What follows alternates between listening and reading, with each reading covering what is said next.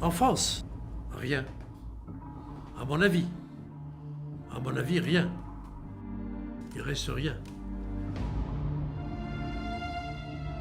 Je ne connais pas de militants maoïstes en particulier.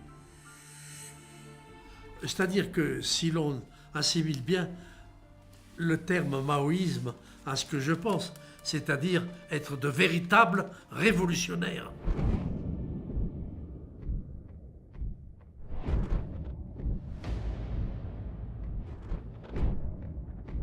En Albanie, c'était pire que l'ambiance parisienne pendant la guerre, sous l'occupation allemande.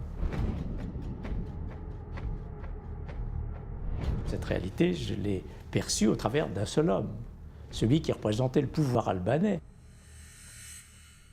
J'étais là-bas comme quelqu'un qu'on avait invité personnellement pour ce rapport très singulier avec un chef d'État dont je soupçonnais la rudesse et dont j'essayais de deviner au travers de nos propos ce qu'il était.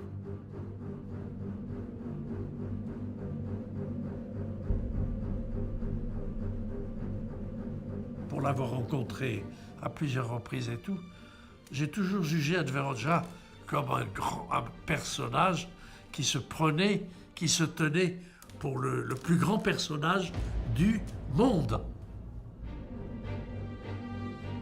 Les dirigeants chinois et les communistes chinois, c'était pas n'importe qui, hein, c'était des sacrés bons hommes.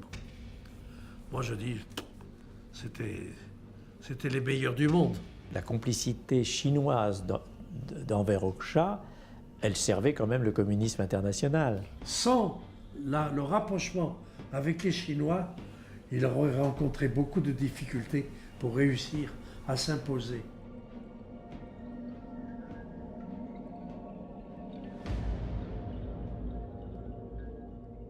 Mao avait été pendant un temps un très bon camarade. Les camarades chinois nous soutenaient concrètement, matériellement.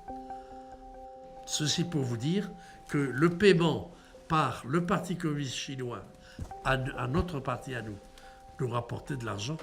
C'est ainsi qu'il nous faisait passer des sommes assez efficaces. Les Albanais ont-ils transmis des fonds aux Français que nous étions? Il y a eu mais rien d'exagéré.